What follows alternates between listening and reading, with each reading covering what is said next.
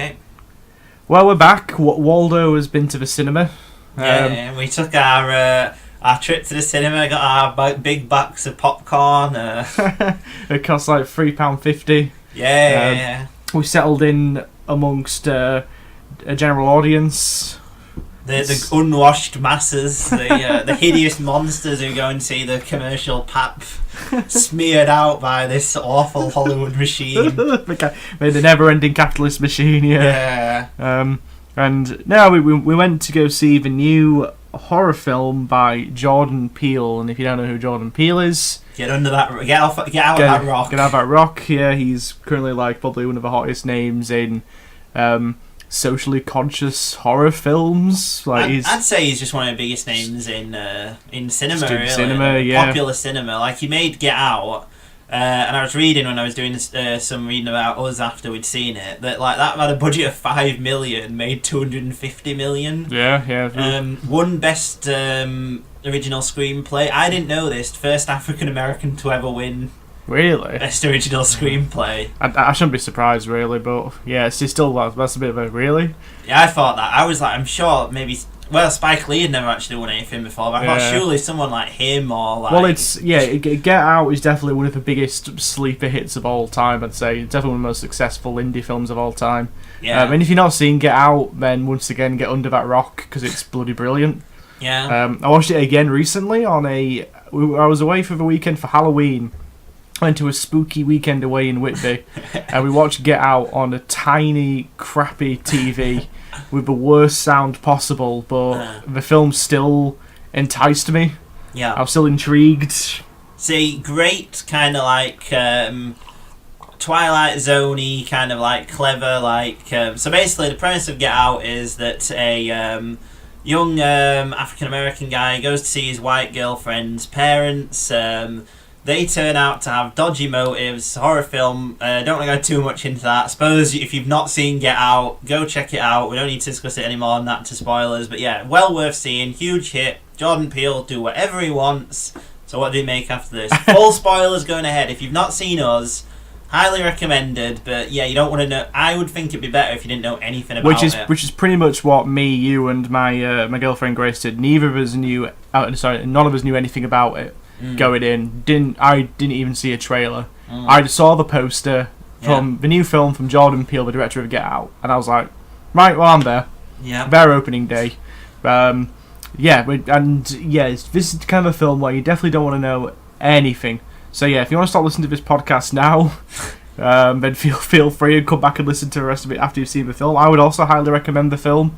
So if you just want a stock, do we recommend the film or not? It's yeses from both of us. 4 thumbs up. Four thumbs up. Yeah. And the curtain is closed. All right, Ebert. Okay. But yeah, what happens in Us then? Basic description. Okay, so Us is the story of a woman named Adelaide, who is a kind of a middle-aged, successful middle-class woman. Who's returning to the beachfront summer home of her childhood, along with her kind of a young-ish family, a teenage daughter, a son, and a husband. They're going to get some time away, but as it transpires, Adelaide had a very traumatic experience at this place when she was a child. She basically got lost and ended up seeing a doppelganger of herself in this amusement park, and it messed her up for life. Yeah. She's riddled with anxiety, and she's literally on the edge of something bad could potentially happen while the family are revisiting this location. Spoilers: bad things do happen. All of her fears and anxieties come exactly true when 4 mysterious masked figures. Are they masked? No, they're not just masked. Exact doppelgangers. Yeah, that's of the it. family It's the little boy who's got the mask on, hasn't he? Yeah. So 4 ominous figures turn up on their drive, and as it turns out that they are doppelgangers of the whole family. They proceed to invade their home, and shenanigans ensue. So, Marcus, what did you think of Jordan Peele's 2019 film, Us? Oof. Well, so I watched it and I enjoyed it as I was watching it as sort of a straightforward horror film. It's incredibly well paced. The scares are effectively done using a lot of clever cinematic techniques. Keeps you on the edge of your seat, to use that hacky phrase. Funny throughout as well. And now I was just waiting for sort of the other sort of hue to drop, like what's going to be sort of the twist here kind of thing. Yeah. Left vaguely sort of disappointed, thinking, what were they trying to do? Sort of 3 stars-ish kind of thing, thought, ambitious kind of thing. More I've thought about it, more I've enjoyed it sort of since.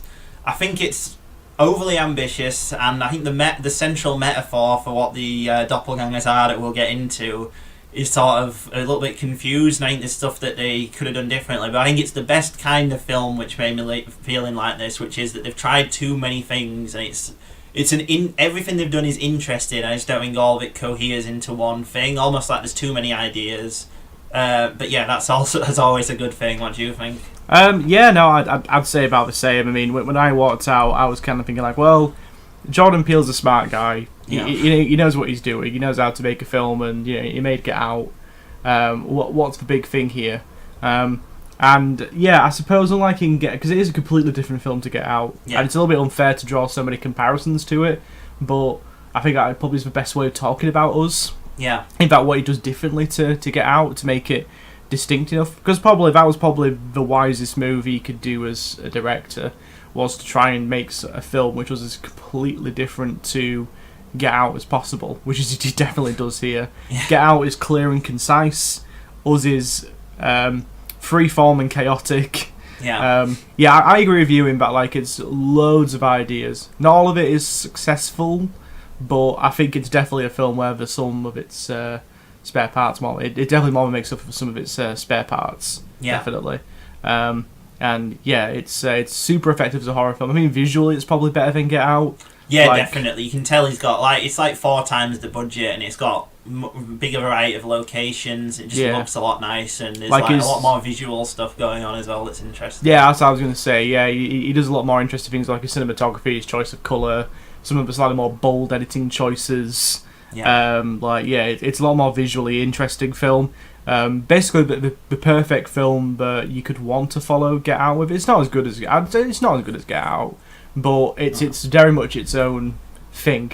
Yeah. I think it's definitely one which people are going to be debating a lot this weekend and thinking about a lot. Yeah. 'Cause it's gotten glowing reviews from critics. Like, I think it's like a 95% of it on Rotten Tomatoes. Yeah. I think though they are more measured than Get Out in the fact that Get Out is universally acclaimed and highly. I think this is more like Metacritic is 70-ish. Yeah. So I think it's getting a lot of 3.5s, 4-ish sort of stuff. Similar sort of stuff. Really good, really ambitious. Not all of it works, but it's well worth seeing kind of thing. Yeah, that's pretty much what I've been saying. Yeah, I think most people have kind of said, not all of it works, but it's probably the best film he could have followed up Get Out with. Because I think we were talking about it earlier. I don't think Jordan Peele really wants to just be the guy known for, especially with him becoming like the executive producer and host of the reboot of The Twilight Zone. Yeah. I don't think he just wants to become known as the socially conscious horror guy. Yeah. So I think it makes sense to do something that definitely leans into a bit more to horror. Yeah. There are elements of it which are definitely more traditionally horror than Get Out, where Get Out was kind of light on those elements, like the horror was reality itself. Yeah. While with this one, the threat is a bit more esoteric, I guess. Yeah, and also the horror in this actually comes in the first half an hour. Yeah. Like the actual home invasion stuff takes place really early comparative to Get Out. Also, in comparison to Get Out, there's more stock horror stuff. The seaside, a spooky mirror thing, what are they called? Where you see your own reflection in the mirror. And it's like a hall of mirrors or something. Yeah, it's using a lot more horror iconography from. Lots of rabbits everywhere. Rabbits quite used quite prominently, in a lot of horror to indicate you're entering a different. Because rabbits have this weird supernatural stigma attached to them. Yeah. Where in a lot of paganism, rabbits are meant to kind of represent that you're entering a different realm. Yeah, so. I've seen the Harry Potter documentary too. I know about I don't think that one's up yet, but that's a treat for this Sunday. A sneak peek for tomorrow's episode. Yeah. I think what's also an important contrast, and I think this is what's really clever on what he's doing, is it's very easy to see a future where he becomes the guy who makes the African American themed films, Jordan Peele. Like, sadly, because he is African American, and that's obviously underrepresented in Hollywood filmmaking. Yeah. I think what's bold here is the fact that the couple in it aren't defined by their race. They are just a middle class couple. Because like I think probably a lot of people may be going to expect him to kind of pick up the thread where Get Out was left behind. I thought what was going to happen was that like the couple was going to represent some kind of like what they would have become if they weren't middle class, and it was going to be about sort of different class within. I think the only sort of thing that kind of comments on race in the film is probably her husband's doppelganger, where like he's like a big, silent, threatening black guy, which was like a racist trope.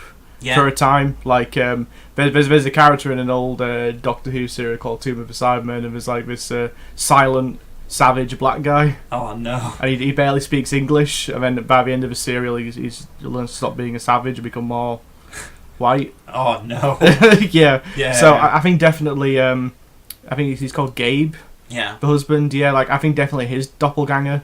Yeah. Draws upon kind of like a slightly racist caricature, but I think that's pretty much it. That was one of my biggest surprises where, because ultimately, you know, you don't want to keep on just being the socially conscious horror guy. I feel like maybe he's said his statement now in Get Out. I think this is still socially conscious, but on a way maybe not like racially conscious is what I'm meant to be saying.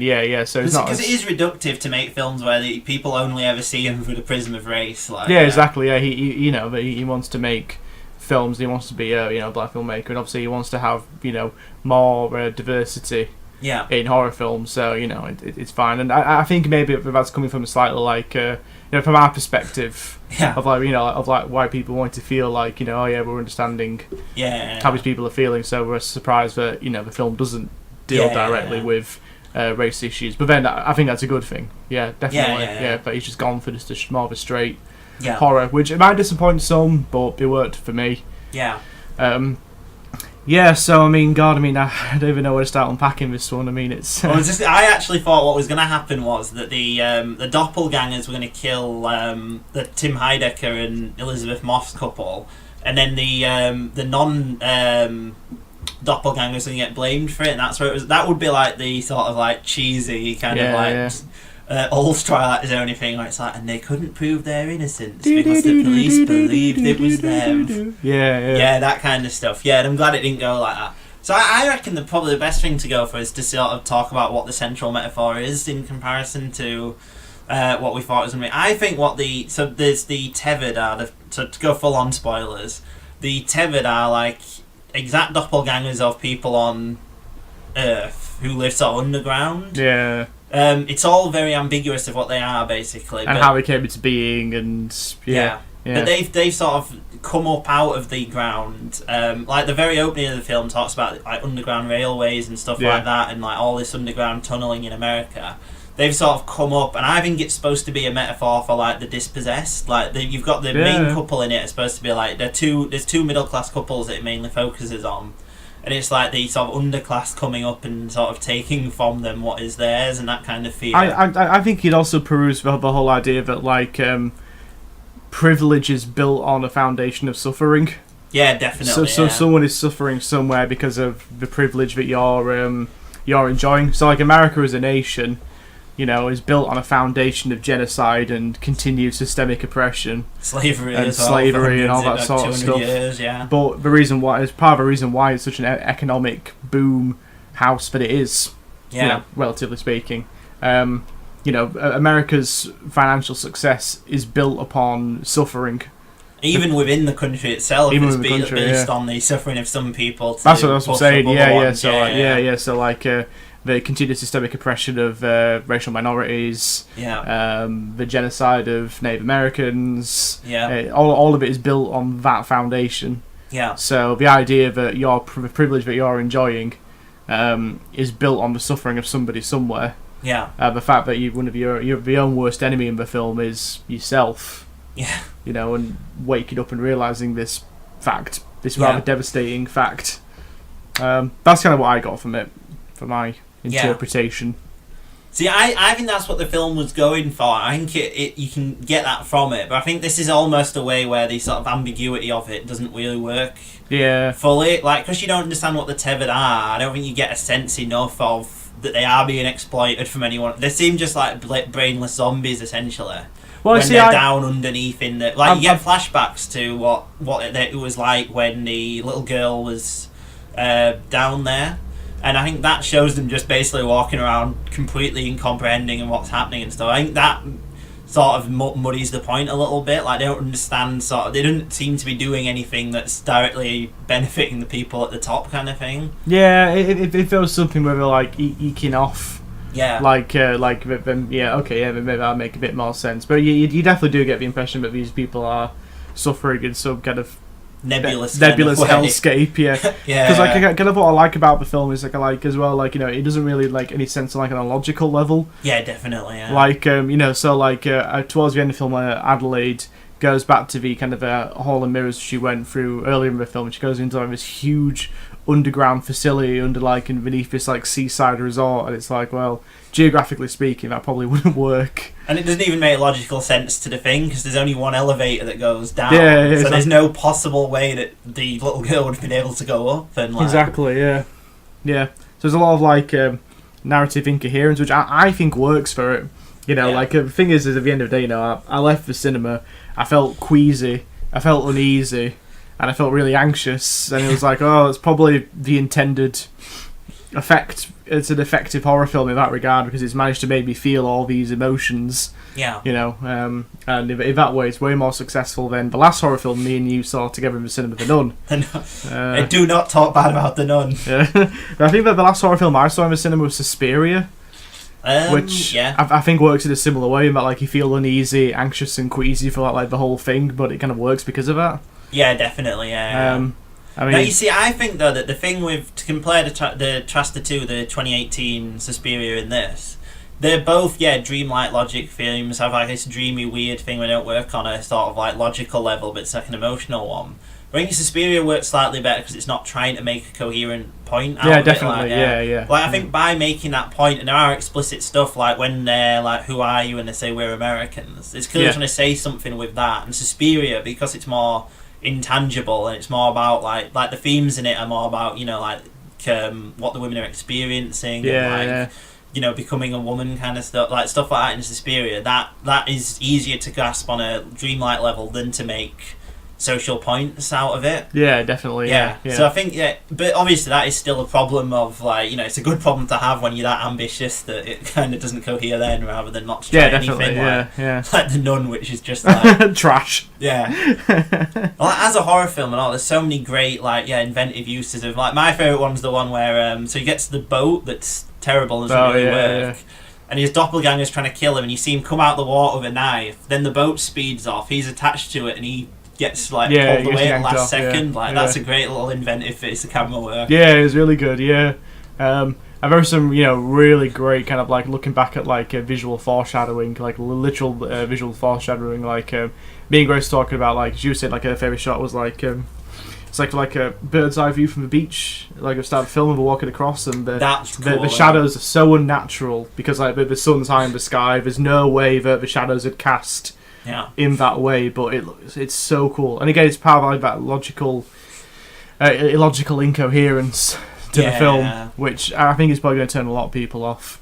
Definitely, you can definitely see this as being people want either a straightforward horror film or they want something that Get Out again, a satire, a clear, concise story. And I think with the I've not seen any advertising for this at all, other than the poster, which is just the main character with the with a mask in front of her, which reveals nothing. You don't know the genre, you don't know anything about it. Basically, I've never seen a trailer for it. No, I've not seen a trailer either. I mean, a lot of it's kind of been kept under wraps outside of being shown at a film festival. Yeah. It apparently had one of the best ever preview nights for a horror film. Really? Ever. Yeah. Oh, right. So it made $7.4 million on Thursday night previews, compared to Get Out, which made $1.8 million. So I think it's going to be really successful this weekend. I think it's going to do really well. Yeah. But because of that's just shows you what lightning in the bottle Get Out is that people I didn't know anything about the film. I didn't know anything about what was outside. I saw, but literally, I knew he was making a new film. and I just happened to see the poster at our local cinema, and I was like, oh wow, the new film from Guy May Get Out. I'm there. Like, show me whatever. Yeah. Well, I like going in, obviously, not knowing anything as same, well. Like, yeah. I'd rather be... Because I was genuinely the whole way through trying to guess sort of like what was going to happen, and like, yeah. And I went through a kind of like mix of like, oh, I don't like this, I do like this. Same, and like, as you go through it and things, that's what you really want. You don't want to go in knowing like every little thing about it before. Like. Well, yeah, because like I think the problem with so many trailers, these days, is that they do spoil so much what happens in a film. That Dark Phoenix one, especially, you can tell the ending from that. Yeah. Well, it's like the one that got me was we showed the trailer for Pet Sematary.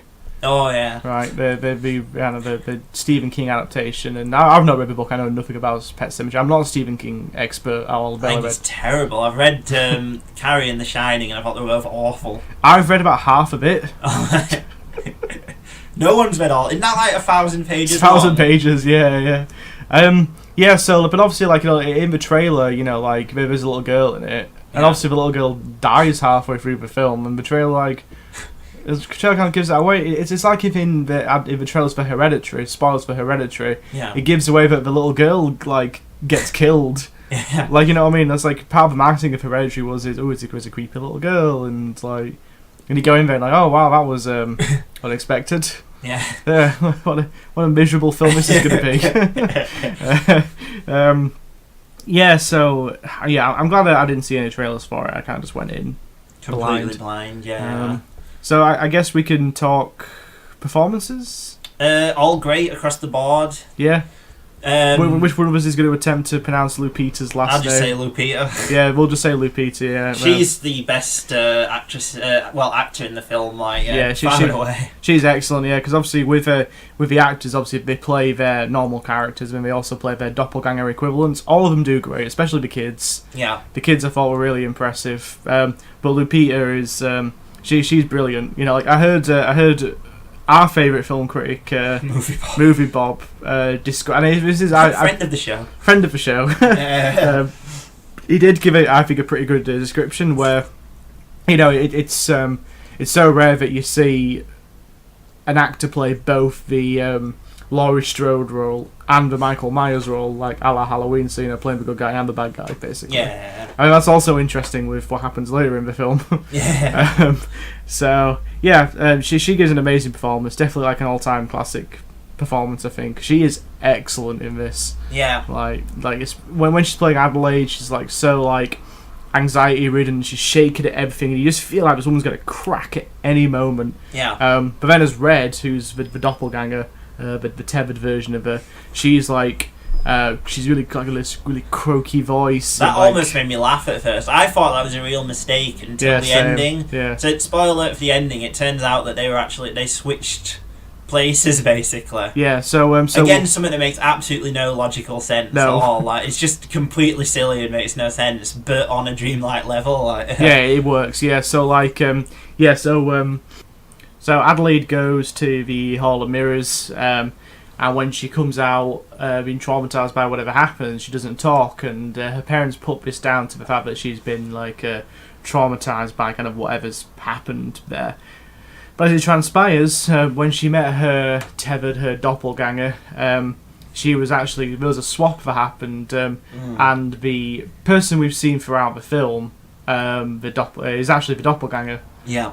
Adelaide actually is the doppelganger. She is the tethered version, and Red is the human. Yeah. Which, like, trying to like unpack the logical narrative of how that all works is, you know, fairly mind blowing, and I'm not entirely convinced that it works like on a narrative level. But again, on the kind of a weird like dreamlike nightmare level, it kind of does work. And on a thematic level of like the underclass taking, like, you know, like because they're so desperate kind of thing, it works completely there. Because it's all about, like, you know, you would be that desperate that you would just want to take from the other person their life, essentially, and switch as much as you could, kind of thing. Like. I also think it's got a thing to kind of do, like, where your sympathies lie as well. Yeah. You know, like, naturally, because of the way that the film builds it up, you sympathise with the human characters, but then when you find out that your human character actually hasn't been human all along, you're kind of like, oh, well, kind of like, who's the real tragic figure of this now? Yeah. You know what I mean? Like, So it's excellent in that regard, in the way it plays upon you. Yeah. And I'm assuming that you're supposed to think and all because that's how she knew how to engineer the whole going back up, because she obviously knows about the human world and stuff. And yeah. And yeah, even that again, like from an actual like logical point of view to think about, is just like what the hell is like. It's fairly absurd. And like the very end of it as well is they all link hands as well, all the red suited people, in a reference to, so the very opening of the film is a Hands Across America for Hunger thing. Yeah. So it's supposed to be again symbolising this year, you know, like it's just a desperate call for attention from. But it's just it's a minefield of sort of contradictory, like logical and like things, and even the thematic stuff is relatively like ambiguous as well. Like again, I thought it was going to be really offensive, because I thought it was going to be a metaphor for the refugee crisis. Oh, okay, right. Luckily, it didn't go down that aspect of it. Yeah. But yeah, it's I can imagine everyone having different interpretations of this as well, like the best kind of art as well. Like, but like unlike our favourite punching bag Mother, which is a similarly chaotic, doesn't really make a lot of sense on a narrative level. Us is still satisfying as a horror film. Yeah, Mother doesn't work because it's just Jennifer Lawrence going into different rooms going like, get off of that, get off of that, get off of that. And it's so repetitive, like... Put that baby down. Yeah. And it's so pretentious and all. Like in Mother, the hilarious bit in that is where he's written the world's greatest poem. Oh, yeah. And it cuts to a house, like the world explodes because of how great the poem... And it's just nothing but thematic resonance. Like, Us is just a great... Like, you could enjoy this just as like a horror film and it would still work perfectly fine. Yeah, definitely, yeah. Which is why I'm confused why anyone would have dismissed, like, you know, like usually films like that, you know, don't work with audiences but work better with critics are the opposite, where like it's slow and meandering but it's like thematically dense and stuff, and that's the only way you can enjoy it. This, you could just switch your brain off and like jump at it and which definitely like, because I'm always a bit wary about seeing a horror film on the opening weekend, because you just get rubes who just want to be there just to be scared and spooked. Lol. Yeah. Oh my god, that made me jump. Ah. She's a ghost, isn't she? I remember seeing one of Paranormal Activity films in the cinema with my mate, and they were like near the end, like during the scary bit, someone just went, "That fucking shit me up, that did." And it's like, just take all the tension out. Well, it wasn't a tense situation anyway. They're awful films. But any tension of the film may have been trying to build up was. And in Hereditary, there were just people on the phones when I went to see it. Oh god, when I saw Hereditary, it was like a riot. Yeah. Like an absolute riot. I hated it. When I went to see Halloween the remake, me and my little brother started to actually move about 20 minutes in, because there was a man who clearly had something wrong with it, and he just kept like all the way through going, "It's Michael Myers, that is." And like just narrating what was happening on screen. It was really weird. It's funny because when I saw Halloween, the 2018 remake, the cinema was dead quiet when they needed to be, and laughed at the scenes that they should have done. Really? Which I was like, what? Yeah. It's so weird, because it was like, I'm so used to seeing like horror films. So I'm a horror guy, like it's definitely like one of my favourite film genres to explore. Last horror film I saw actually was One Cut of the Dead, which played at the cinema. I've got the Blu-ray of that, but I've not watched it yet. But I've heard great things about it. Great horror comedy. Yeah. I'm a horror guy. I like seeing the latest, quality horror, and I hated being interrupted by rubes who were here for, Paranormal Activity style scares. So no, I mean, like when I saw Halloween, everyone was dead respectful, and the audience we saw it with was last night in a sold out screening, I might add. In a big commercial cinema, not some rep house or like film cinema. Like in middle of middle of Didsbury in Manchester. Like it was sold out. Everyone was dead respectful. People laughed at the appropriate moments and were quiet during the scenes they should have been. Yeah. What a nice cinema experience. Yeah. What a novelty. I think part of that is like with Hereditary. I think that was awfully advertised. Yeah, definitely. Yeah. Like it was advertised as if it was going to be like the scariest film of the year, and like nothing in that happens for like an hour. Yeah, nothing happens from like basic like building tension kind of stuff. Yeah. I know you liked it more than I did. I thought it was the ending just completely. But the first 2 hours of Hereditary, I think, are excellent. Yeah. I agree that the last 10 minutes are awfully executed completely. Yeah. The concept, I think, is good. Like, I love the idea that you watch 2 hours of this family slowly, like, tearing each other apart, and then you find out it's all just, like, a plot by a bunch of witches to bring back pagan mim or something, like this demon lord from Satan or something. Like. It is batshit insane. Yeah. I love that as like from pulling Baroque underneath your feet, but it's awfully executed. Yeah. Especially when we made like the shitty like paper crown for him and stuff, and the way it's like the bit that made me laugh when I went to cinema was when Toni Collette's on the roof. Oh yeah. And then she like has like wire going through her neck, and it's like. And the sound effect is like it's just terrible, and like her facial expression is comical as well. Like. I think it's the part like where she floats up to the treehouse that got me and most of the audience most times when we watched it. Like yeah. But you know the thing is you know like is that really how we judge films these days? You know, it does a great first 2 hours. Yeah. You know, is it ruined by a terrible final 10 minutes? I'd go far enough to say yes in that instance, because that's what it's all building up to. You know what I mean? Yeah. I think the film needs to have a stronger ending, because it is all build up towards, like, and it ruins completely the whole theme of the film, which is supposed to be about the like the dealing with loss kind of stuff. And by taking it in that thing, I think it sort of undermines the.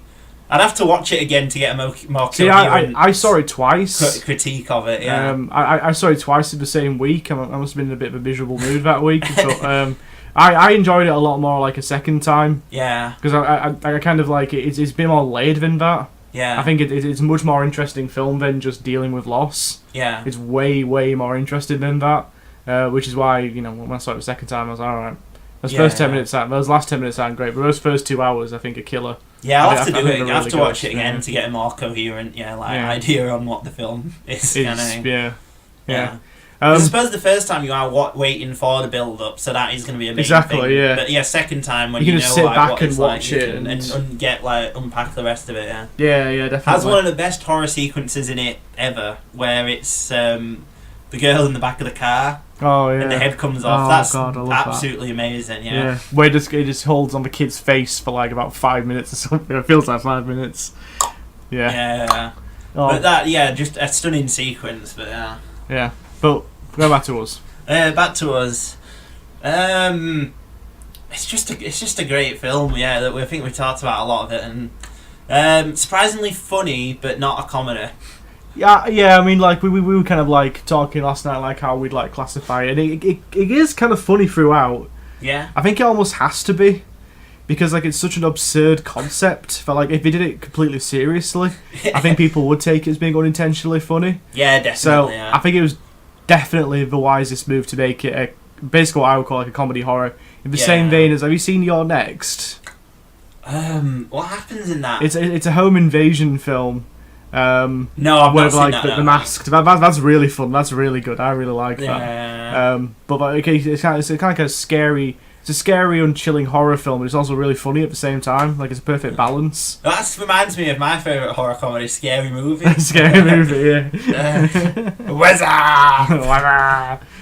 Imagine trying to watch any of the scary movies like now and not have any knowledge of like early 2000s popular culture. The third one is like a really specific parody of The Ring and 8 Mile.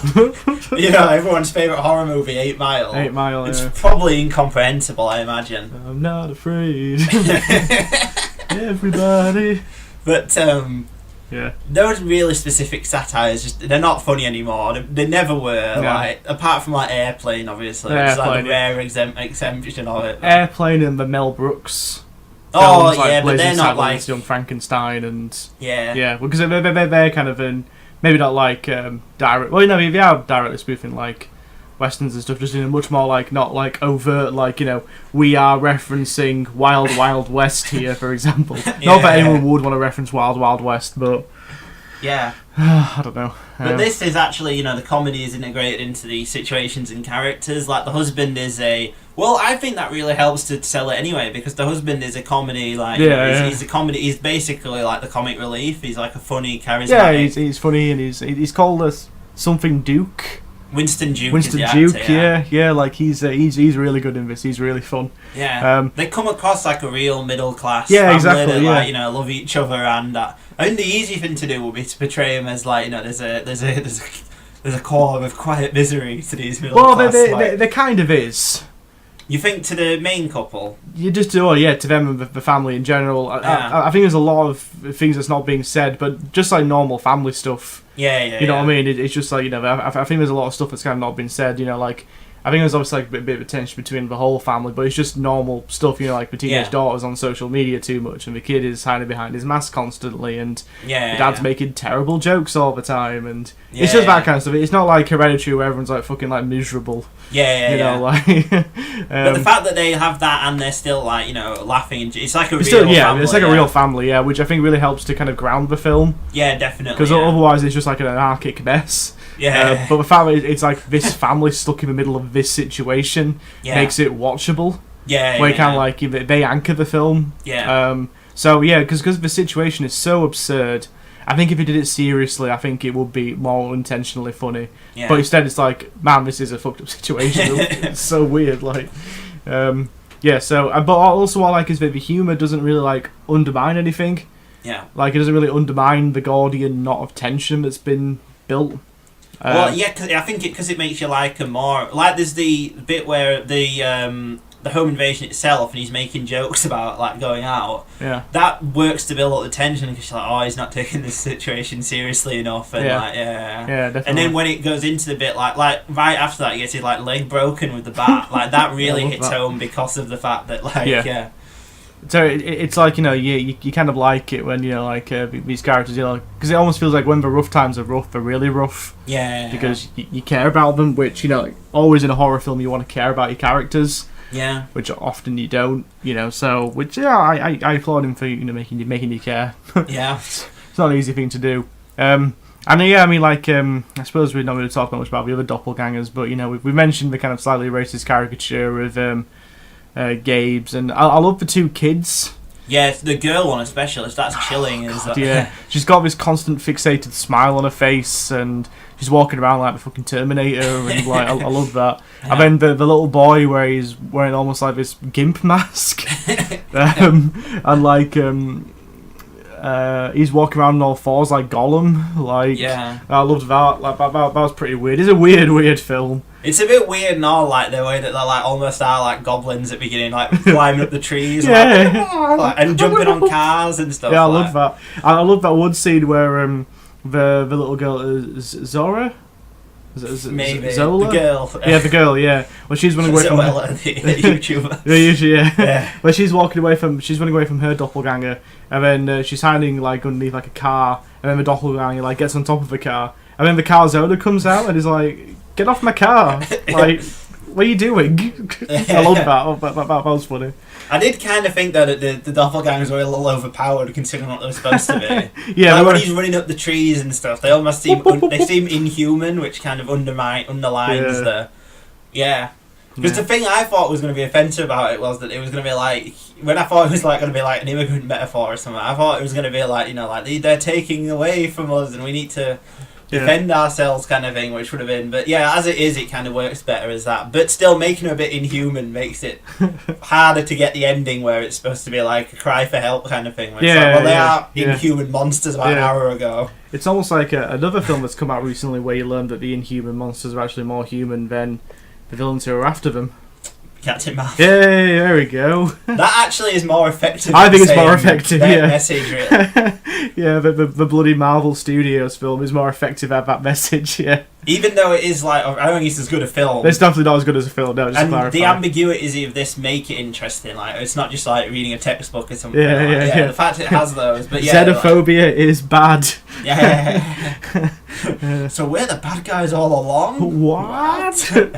What? America. Fuck yeah. Well, that's coming up a lot. But anyway, anything else on us? Any closing thoughts or? I suppose my last stray thought on the film is great soundtrack. Really, great soundtrack. There's diegetic pop songs. Like I love the scene where they play like Good Vibrations, and the doppelgangers are attacking like the rich white middle class family. Like that was a good scene, and also it was fun. I did get a little chuckle out of how terrible like the Amazon Alexia thing was. Alicia, yeah. Like when that turned up, I was like, oh, okay, here's the product placement, and then the wife, she's dying, and she's like, Alicia, call the police. But she's like garbled, she's got blood in her mouth, and she says, now playing Fuck the Police by NWA. And that made me chuckle a lot. That was unexpected. Wow. But then the rest of the sound, the actual original score is all made up of like discordant chords and like strings, and like it was really unnerving, really great soundtrack. Yeah.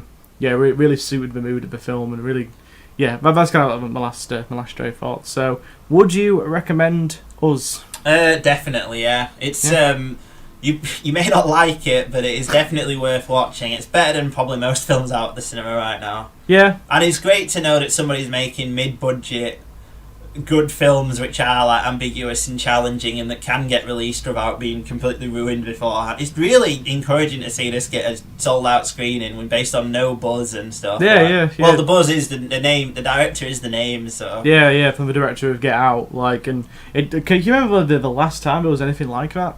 Like probably maybe like outside of your Marvel Cinematic Universe and your franchise and stuff. I think it's so rare that you find something where a whole bunch of people turn up to a sold out screening in a fairly major metropolitan cinema, like just based on the strength of the guy's previous film. Yeah, no, not that. You get like arty films, like art house stuff, yeah, but that's not going to sell out a cinema. Yeah. It might probably like for Tarantino or something. Tarantino, you can do that, like really. Yeah, so like whatever Tarantino makes, people will go see. Yeah, but it's so rare you kind of get that. But obviously, like you might have 24 people at Home's tiny cinema in Manchester turning up for Jean-Luc Godard's new the image of Jean-Luc Godard's new Fart or whatever, but for like a big audience to turn out to saw that screening for just Jordan Peele's new film, I think it's quite encouraging. Well, I think that does show that people are interested in stuff like this. Like, I imagine the Hereditary guy, his next film could do his new film's out this year. Yeah, is it? Yeah, which I'm definitely there for. Yeah. Coming out in the middle of summer. I can't wait. I mean, obviously, then the other big horror film of this year, Detective Pikachu's coming out as well. Oh, so, can't wait for that. That looks more harrowing than us, to be honest. That's like the kind of like hack film that we'd make up. You know what I mean? Like, it's Pikachu is voiced by like, I don't know, Ryan Reynolds or something, and he spouts pop culture references and loves women, and like, he drinks and like. I'm gonna squirtle all over you. Oh God, no! I'm assuming it'll be a PG. No, I'm gonna make your Bulbasaur. That's great.